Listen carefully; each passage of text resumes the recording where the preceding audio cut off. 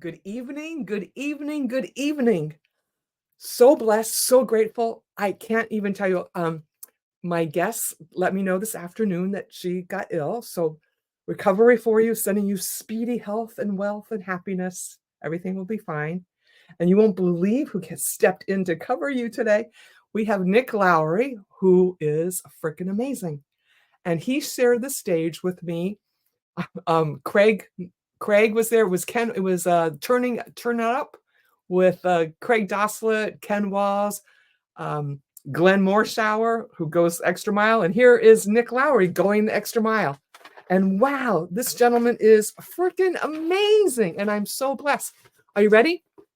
You know when someone cancels on you, go. Right? I was like, the blue angels were flying overhead. I went in and I thought, in a perfect world, who would I like to have this evening?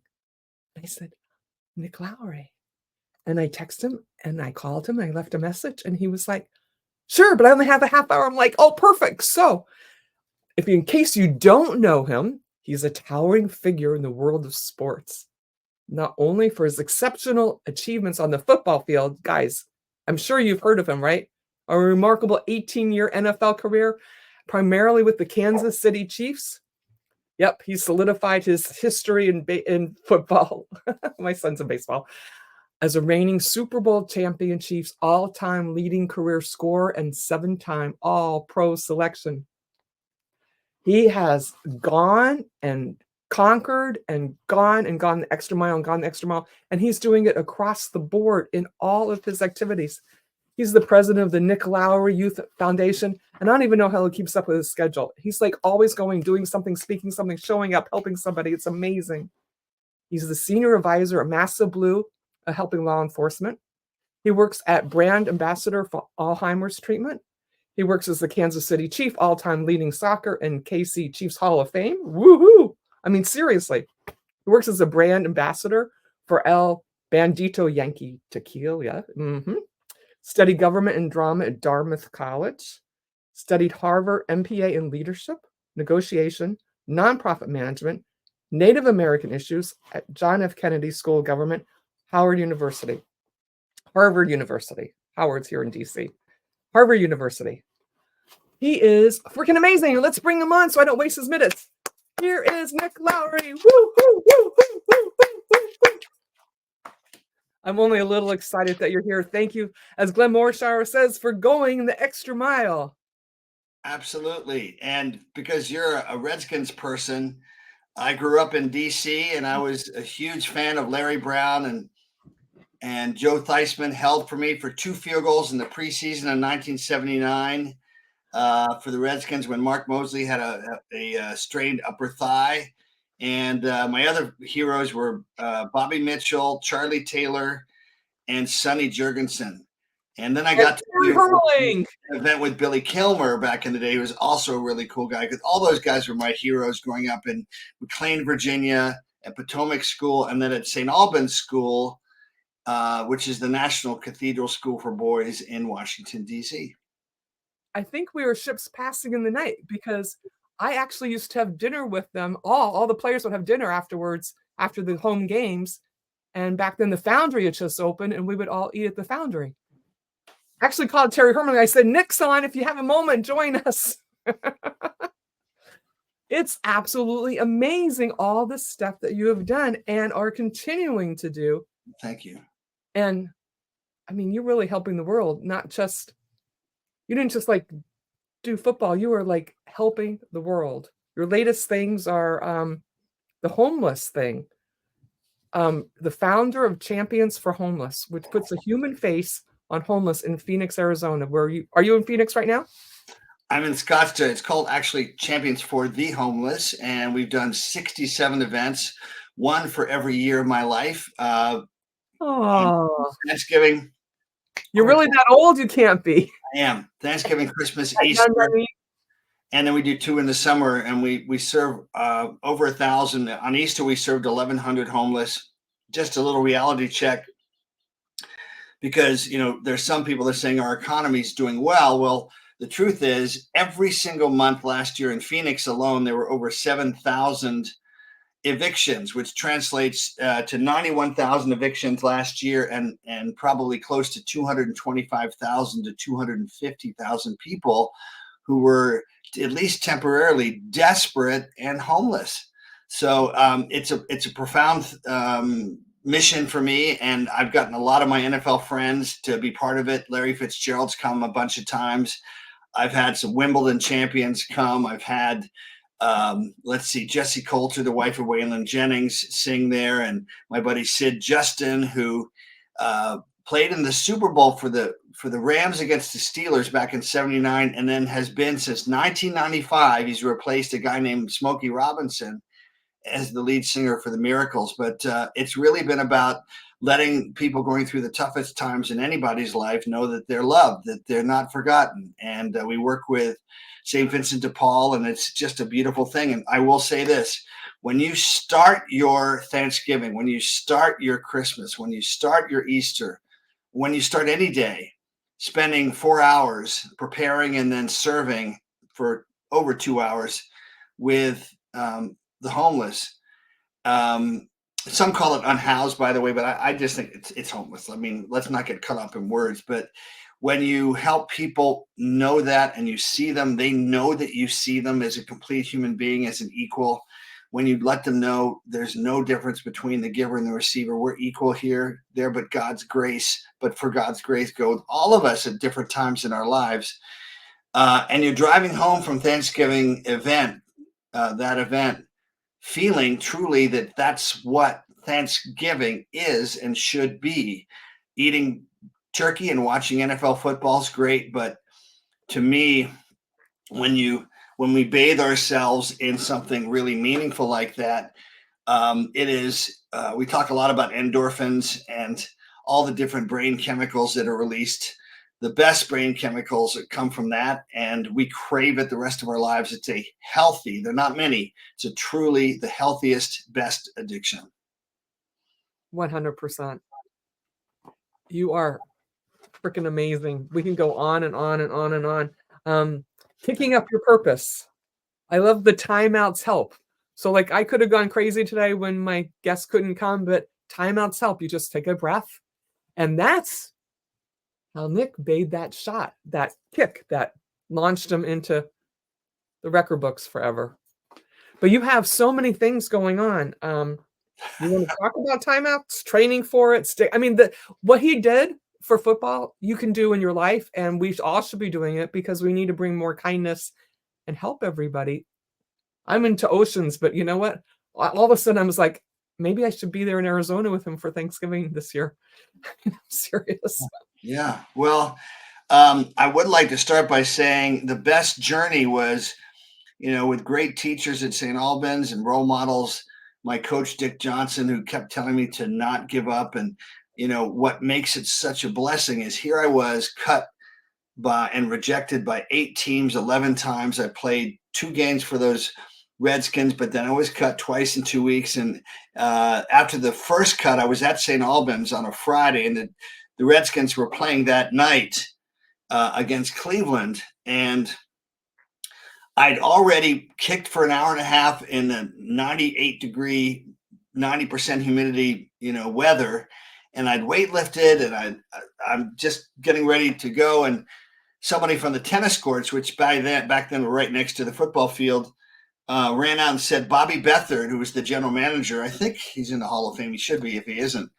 The general manager for the Redskins said, hey, can you play for us tonight? And it's 3 o'clock in the afternoon, 2:30, 3 o'clock. So I drove home to McLean, took a quick shower, drove down to RFK Stadium, and signed a contract literally an hour before the game. And one of the Redskins, Joe Lavender, who's a defensive back for the Redskins, saw me coming in, and he goes, man, this guy, Nick's got it down. We practiced all damn week, and he just shows up for the game. And I ran out on the field. He has no idea. And Joe Theismann was there, and he was great. It really is a good man.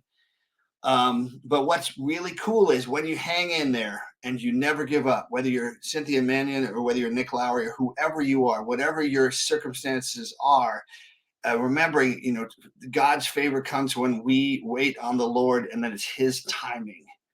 Because as athletes, as we're all life athletes, we want it to happen. We're doing everything we can. We're working hard, but it's still God's timing. So I will say this: 4 years later, 1983, September, or like the second or third game of the season in RFK Stadium for the Kansas City Chiefs, someone that you're listening to right now kicked the longest field goal in the history of the NFL in the first quarter in RFK Stadium, a 58-yarder. It's if you go to nicklowery.com, you can see that. And it remains the longest field goal ever at RFK Stadium. So isn't that cool? Won that game, didn't you? My hometown team. I had 4 field goals in that first half, and we're up 12-0.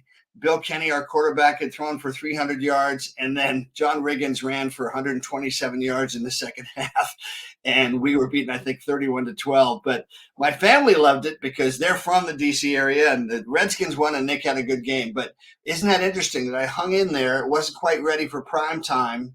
I was getting there, but wasn't quite, and took it to another level, and then continued because of that sort of healthy insecurity. Always worked to get better, and played 18 years and was most accurate kicker in NFL history. Had the most field goals in NFL history. Had the highest, the most 50-yarders in NFL history. The highest PAT percentage in NFL history when I played, 562 or 568. And none of that, not a single piece of that would have happened if I'd given up. So I just want to make sure that this is in the framework, because we see people at the end of their success arc, or at least at a place where they're successful, and you got to love the hardship and the lessons. Most of those lessons come through the rejections, and then hopefully we keep learning. We keep curious even after we've made it, so that it's not just a one-shot wonder. And there you have it, folks. The secret to life. Not kidding. Yeah. Not kidding. We're done. That's it. Did you write it down? Did you listen to it? Get it in the replay. No, I got you for a couple more minutes, folks. Anyone have any questions? Tom says, thank you for your commitment to support those who need a helping hand. Thank you, Tom. Thank you, Tom. I'll tell you what, I just love it. I just love working with American Indians who've been dealt a really, really hard hand. Just the resilience and confidence of today's Native American youth, thanks to Unity, United National Indian Tribal Youth. Anybody that has Native blood, check it out. They were recognized by Michelle and Barack Obama as the best leadership program for Native youth. And I've worked with them, and today's Native youth have become even more resilient. They've been resilient. They're still around after 500 years of genocide and all sorts of broken treaties. The work is always there, whether it's the homeless, whether it's Native Americans. I hosted in 1918, and by the way, I was in 2018, in September, one of the first 2 town halls, national town halls on veteran suicide. There's always something we can do rather than trying to do everything, but I have the stage, and having grown up in DC, and I've just gotten good at organizing things, working in Washington in my off seasons, and service is a beautiful thing. It's part of what that addiction is that I referred to earlier. And so, just what happens is when you align what your gifts are, I call them God's gifts in you, then beautiful miracles do happen, and your intuition and your skill sets improve, just like anything that you stick with. So I love it because I get more. I wouldn't call it's never effortless, but there's a certain frequency that you're putting out that other people get more quickly, the older and more seasoned you are in the work. And then you attract more and more of those people, and they hear this music themselves, which they've heard before, and they hear it again. And suddenly, a few of them are going, hey, it's time. And you know what? I think I've always wanted to do this. I'm now going to do this. So it's just a blessing. I love doing it. I love all the opportunities. Thanks. And I love everything that you're doing. It's amazing. Patricia says, Nick is a service above self, inspiration for many. Thank you, Patricia. Magic. The other part of it is we can set ourselves up for, hi, Zena. Hi, Zena. We can set ourselves up. Oh, thinking we haven't done enough.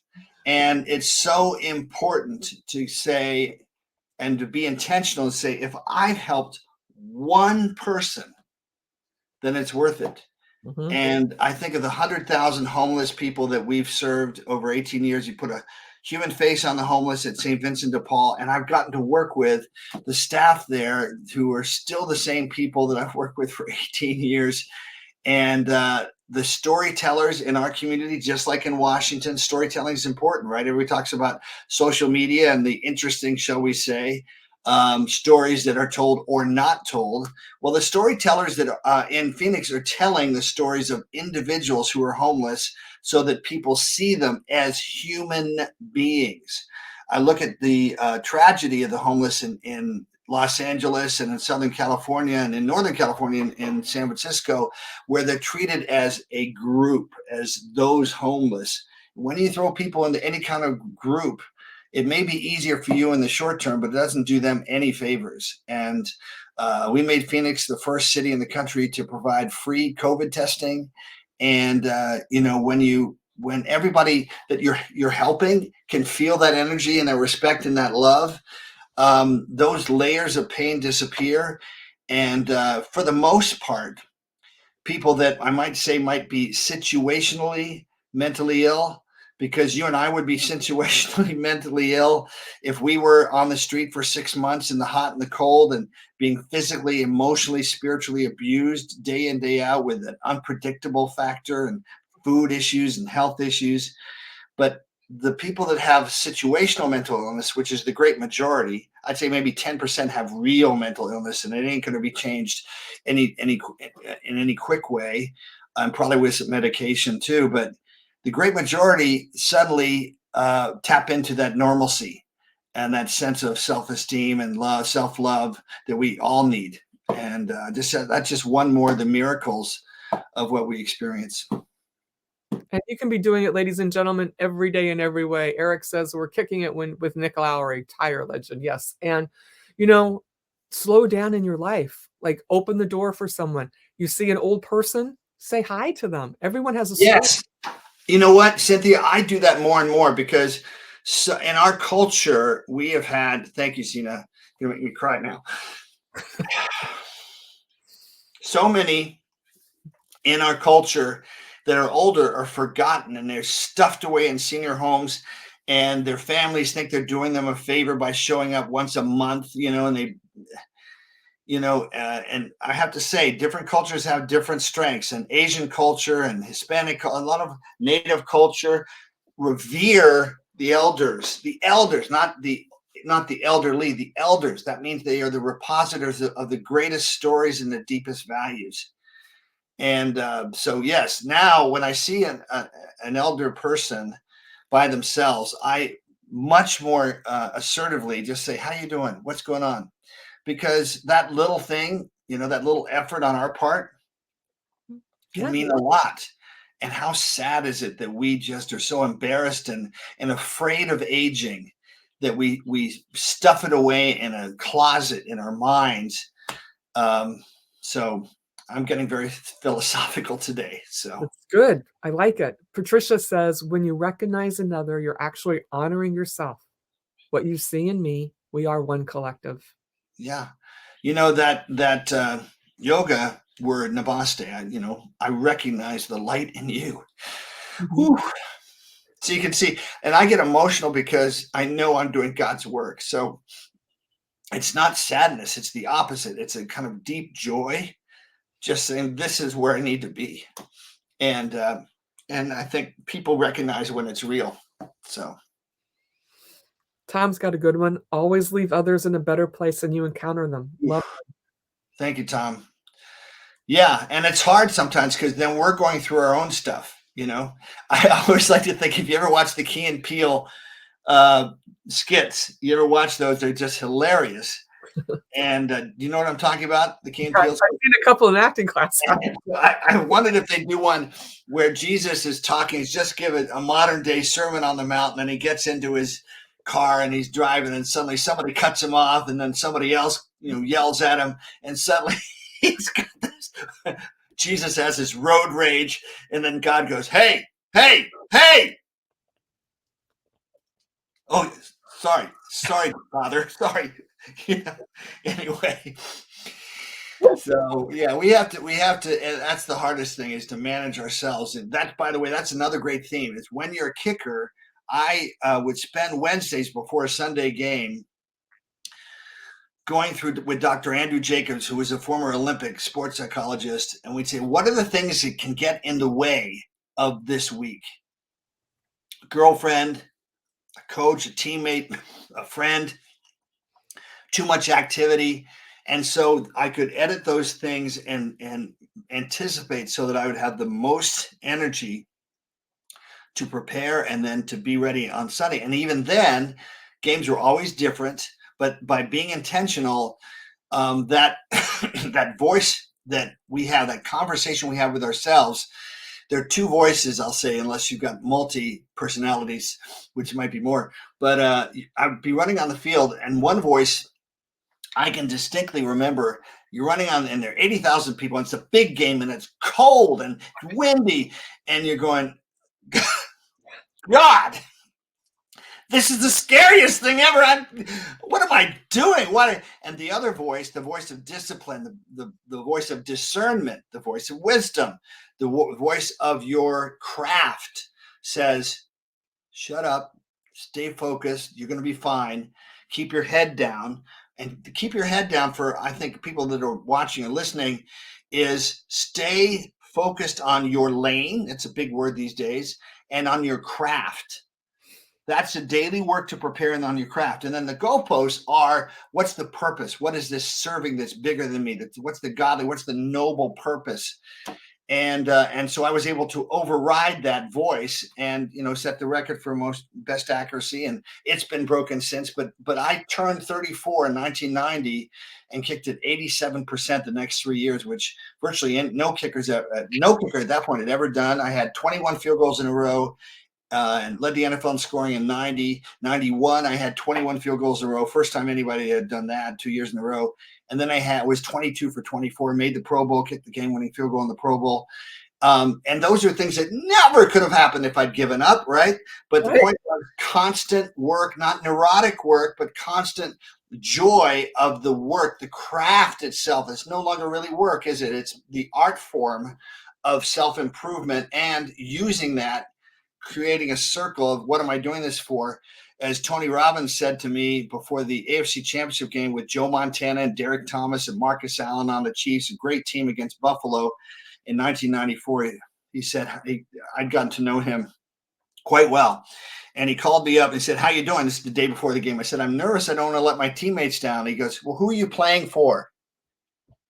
I'm like, he said, aren't you playing for those kids with cerebral palsy for your Kick with Nick program? Aren't you playing for the kids in the inner city? Aren't you playing for the kids at the cancer unit at Children's Hospital? Man. And that just so it's simple but profound, and it helped me reset so that when I went into the biggest game of my life, it was not about me. It was just, I want to inspire these kids. I want to do something. And I kicked my second field goal late in the third quarter, and it brought us to 20-13. And we still had Joe Montana, and we stopped him. Joe got the ball back, and we were on about our 20-yard line. And a guy named Bruce Smith, who great Hall of Famer, played with the Redskins for a while too, sacked Joe, gave him a terrible concussion, and Joe fumbled, and I would have too. And they scored, and we lost. But that lesson that Tony tweaked in me, which is what good mentors do, that really helped. Really, who are we playing for? And feeding that it's always, it's about the money. Yeah, it's about, I love being recognized. I love, people saying that I'm a great kicker, but what is that for? And when that for, the why, we call it, gets big enough, then there's a spiritual momentum we create, which other people will feel. Mm-hmm. And they can tap into as well. And they're probably feeling it right now from you. I'm feeling it. And you feel this, guys? It's just like, it's not just football. It's your life. It's everything. And that stuff, yeah, that's what you wanted. But now you're serving the greater purpose. Now you're helping. I mean, you were helping all along, but now you can do it more on a higher level. And you are doing so many things on every platform. Well, And we that's need to from a do it. good We need foundation. to do it, but thank you. You know, and in Washington, it's interesting. I miss Washington. I worked in half my off seasons there. I helped launch AmeriCorps for President Clinton, and 4 years before, actually, here you go, President Clinton, and then 4 years before with President H.W. Bush. That was the Points of Life Foundation. And this is cool. I got to show you this. Please do. This is Barbara Bush, and that's Bobby Hebert, who was the coach, the quarterback for the New Orleans Saints back in 1989, and Mike Tomczak, who was the Bears quarterback, and this was National Volunteer Week, April 15th of 1989, and Mrs. Bush had a really well-defined kissing mark on her cheek. So we were joking about that, but I got a chance to work back in Washington, and so many people in Washington are going there for the right reasons. And today they need to be reminded that it's about solving problems and coming together and common ground, because we have so much more common ground than the opposite. I think we've been ships passing in the night the entire time. My little sister worked with Clinton. I was looking for her picture to show you. As a matter of fact, she's there with Clinton and and Mrs. Clinton and in the White House with a picture. She's in the Air Force. She's a colonel in the Air Force. Wow! And she is amazing. Is she a pilot? No, she isn't, but she wanted to be. She is freaking amazing, and she's currently in San Antonio, commander there. And here's that guy. There he is. Yep. But I was looking for those pictures. I was like, this is so cool. I'm like, how did I never meet you? Because we were just like this. And you could argue that it happens when it's meant to happen. And sometimes maybe we were passing in the night and you weren't ready for me. I wasn't ready for you. You know what I'm saying? There is a coincidences happen more, by definition, when they're meant to, not necessarily when we think they're going to happen, and when the student is ready, right? And I hope we're always students. I hope I'm not just a teacher, because, karma. Thank you, Patricia. That's exactly right. So sowing lots of, there's a minister here at St. Barnabas Church who's a friend of mine. He said, thanks for spreading angel dust. So, to me, the way I look at it is we spread angel dust, and some people will never know consciously that they were connected to it, but maybe some little reference 30 years from now, because of that, will go a different way. They'll make a different choice, and others will respond sooner. But it's our job just to be putting out angel dust. And you know who does that a lot? Eric Lenore. He does a lot of angel dust. Do you know Eric? He's very much of a supportive. What do you write today? I can dig it. Oh my goodness gracious. Focus, never give up. How about Naked and Alone with 80,000 people? Yeah. Well, that book's coming out this summer. Here it is, ladies and gentlemen. There's a preview. If you go to his website, you can get on the hot list. You can get on the hot list, and I'm really working hard to make it so it's not just, and then I kicked another field goal and I made a tackle, and make it so that it's both got some moments of truth, some moments that we have to look at as either teaching us through failure most of the time, or some new reference or achievement, and taking that and doing something with it. And the lesson as a kicker of being able to have enormously good focus.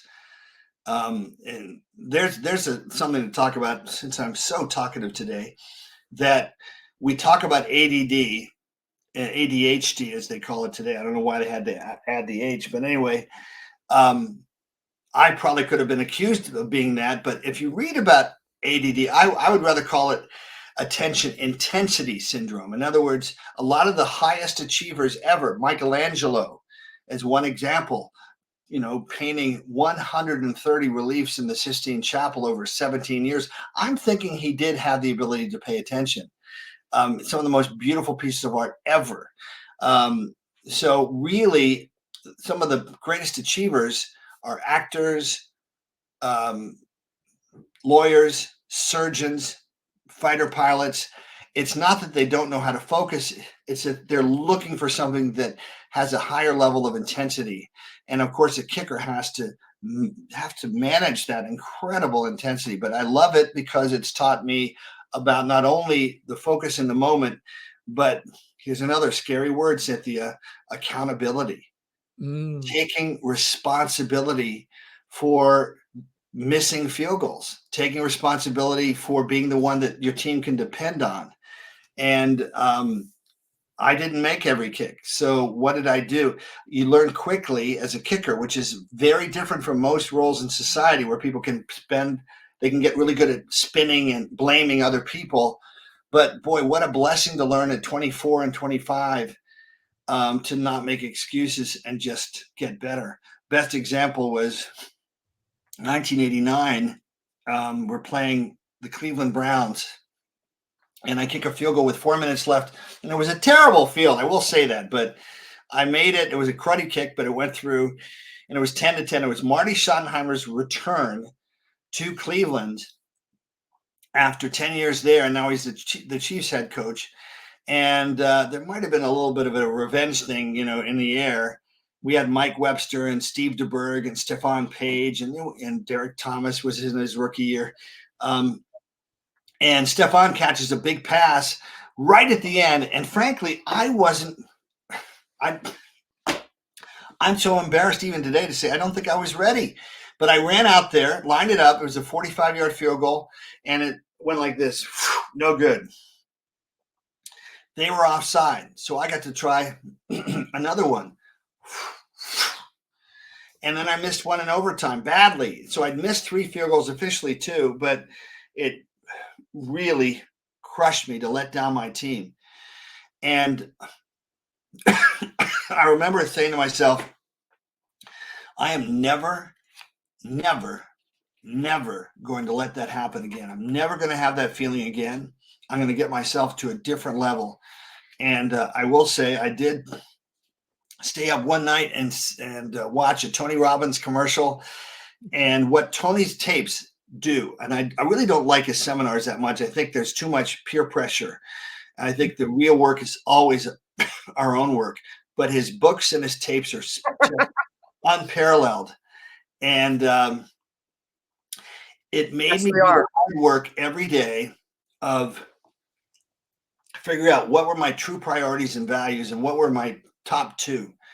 And I developed, thanks to his tapes that year, just that renewed sense of internal fortitude, that fortress, so that when you're on the sidelines and you're within 150 feet of 25,000 people, you're going to hear stuff, and yet not letting that bother you anymore. And I went on to have my best year, was 34 for 37.